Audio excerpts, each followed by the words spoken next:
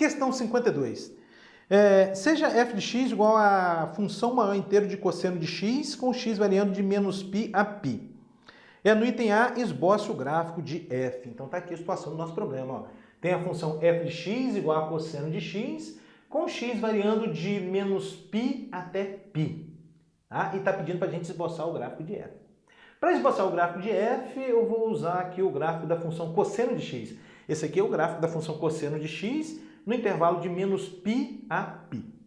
Além disso, eu vou usar uma propriedade que a gente discutiu no exercício anterior, que é a seguinte, olha só. A propriedade é a seguinte, se A é um número inteiro, ó, A é um número inteiro, e além disso, A menor ou igual a x, que é menor do que A mais 1, se isso aqui acontece, A é um número inteiro e x está variando de A até A mais 1, incluindo A e excluindo A mais 1, então isso significa que a função maior inteiro de x é igual a A. Essa é a propriedade que a gente vai usar. Importantíssima essa propriedade quando a gente estiver falando da função maior inteiro. Então, se A é um número inteiro e x está variando de A até A mais 1, né, incluindo A e excluindo A mais 1, a função maior inteiro de x é o próprio A. Tá? Então, se você tem uma quantidade qualquer variando entre dois números consecutivos, incluindo o menor e excluindo o maior, a função maior inteiro dessa quantidade é o menor número inteiro que é considerado. Tá? Esse é o que a gente vai usar. Bom, já que fizemos esse treino, vamos analisar o gráfico aqui em vários intervalos considerados. Olha só. Primeiro vamos considerar o intervalo de menos π a menos π sobre 2. Devagarzinho para a gente entender. Essa questão é interessantíssima. Ó.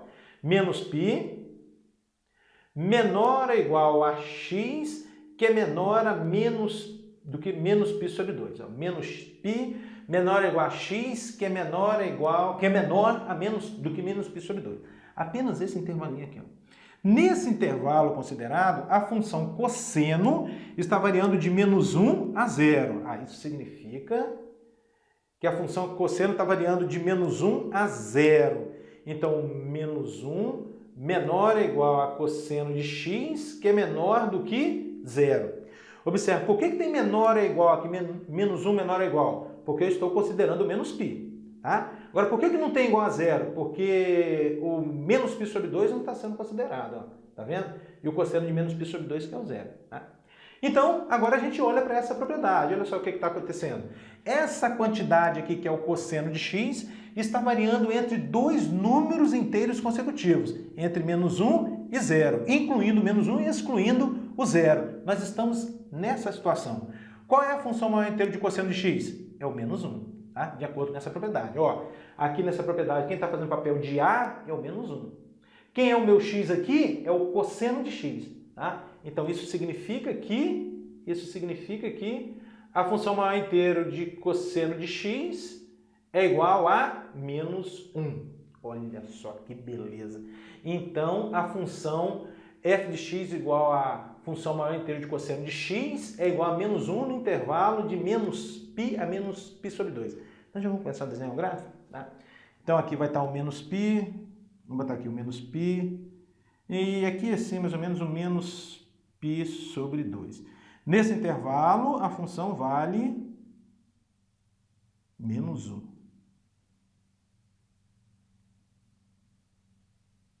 Agora observe, ó. Por que aqui tem uma bolinha fechada e aqui uma bolinha aberta? Bolinha fechada porque o menos π faz parte do intervalo, ó. E o menos π sobre 2? Não, esse não, tá vendo? Por isso que a bolinha fechada aqui e aberta ali. Bom, agora vamos analisar outro intervalo. Qual intervalo? De menos π sobre 2 até 0. Devagarzinho para a gente entender esse negócio, hein? Vamos colocar agora menos π sobre 2, menor ou igual a x, que é menor do que 0. Nesse intervalo considerado, esse aqui, ó, de menos π sobre 2 a 0. Aqui tem um 0. Menos π sobre 2 a 0. Aqui, ó.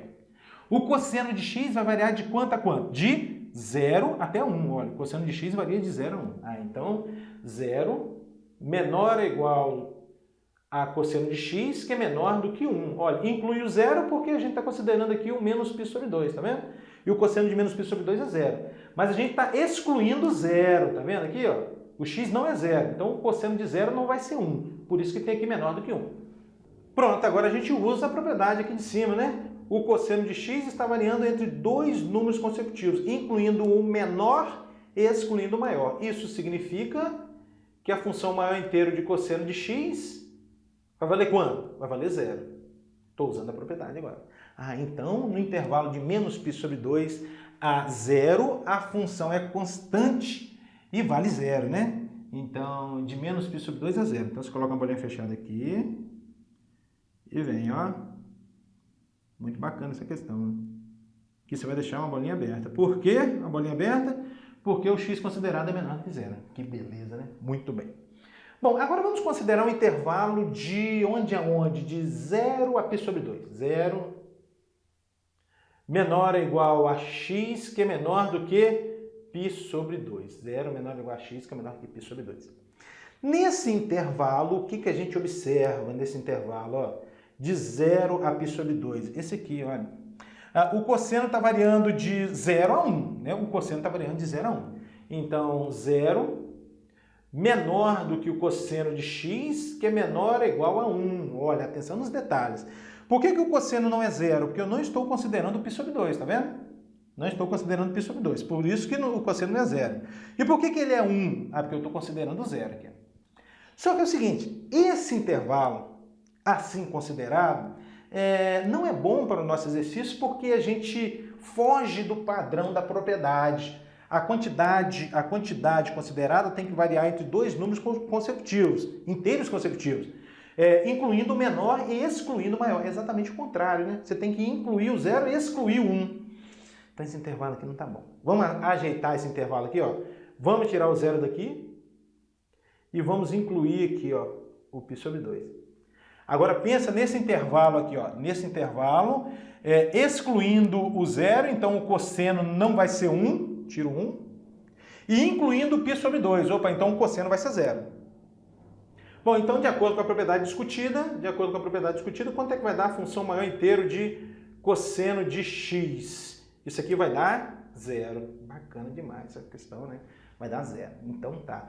No intervalo de 0 a π sobre 2, a função também é constante, vale zero. Então até aqui, né? Até aqui assim, mais ou menos. π sobre 2.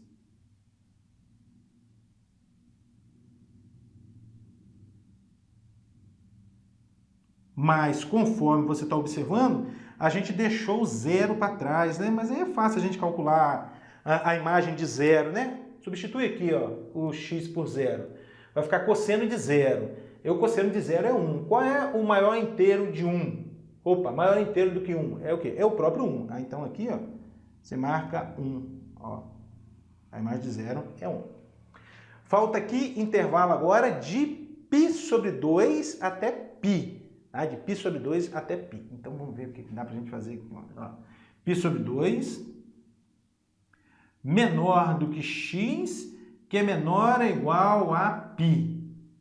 π sobre 2 menor do que x, que é menor ou igual a π. Vamos ver o que vai dar. Bom, agora nesse intervalo considerado, de π sobre 2 a π, a função cosseno está variando de menos 1 até 0. Então você escreve menos 1 menor ou igual do que cosseno de x, que é menor do que 0, né?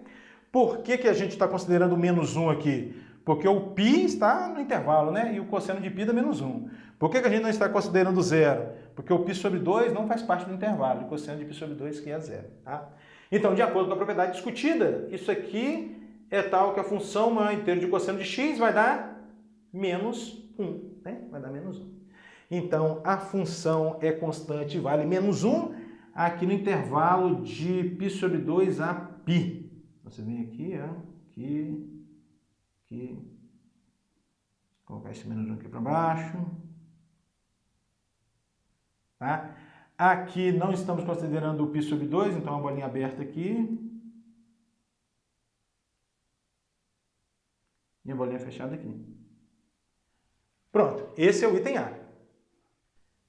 Continuando, letra B. Agora, de posse do gráfico da letra A, fica fácil a gente calcular a letra B, né?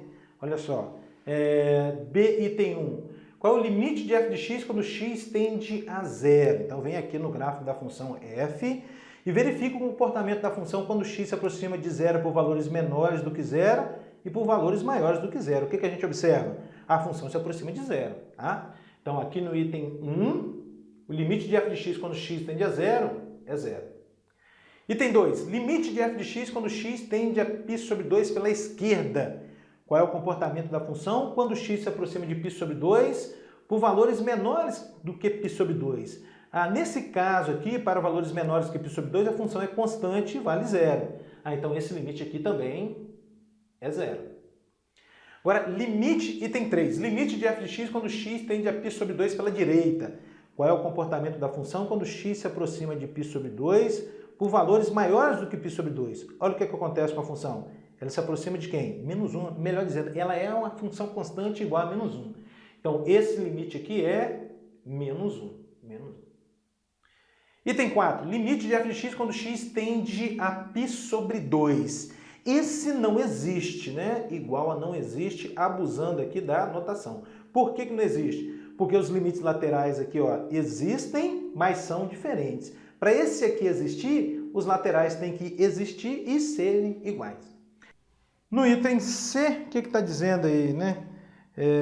Para finalizar, para quais valores de A o limite de f de x quando x tende a existe? Para quais valores de A o limite de f de x quando x tende a existe? Então tá, para quais valores de A? Agora a gente analisa o gráfico, né? Analisando o gráfico, o que a gente observa? Para x igual a, melhor dizendo, para A igual a menos π, não existe o limite quando x tende a A. Por quê? Tem que ser considerado valores de x menores que menos π e maiores do que π, para a gente concluir o seu limite quando x tende a menos π. E a função não está definida para valores de x menores do que menos π. O mesmo ocorre com esse π aqui, ó. Tá vendo? Por que não existe o limite de f? Apesar de existir o limite de f de x quando x tende a π pela esquerda, por que não existe o limite de f de x quando x tende a π? Porque tem que existir o limite à esquerda e o limite à direita. O limite à esquerda existe, mas o à direita não existe porque a função não está definida para x maior do que π. Tá? Então, para todo A no intervalo de menos π a π, intervalo aberto, e além disso, excluindo o menos π sobre 2, tá vendo? O limite à esquerda dá menos 1 e o à direita dá 0, e excluindo também o π sobre 2, né? A esquerda dá 0 e a direita dá menos 1. Tá? Então, excluindo esses dois valores. Então, respondendo, e aqui para x igual a 0 tem limite, sim. Para todo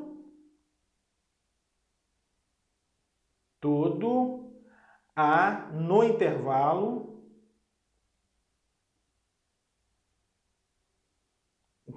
de menos π a π, exceto quem? A igual a menos π sobre 2, não tem um limite, e A igual a π sobre 2.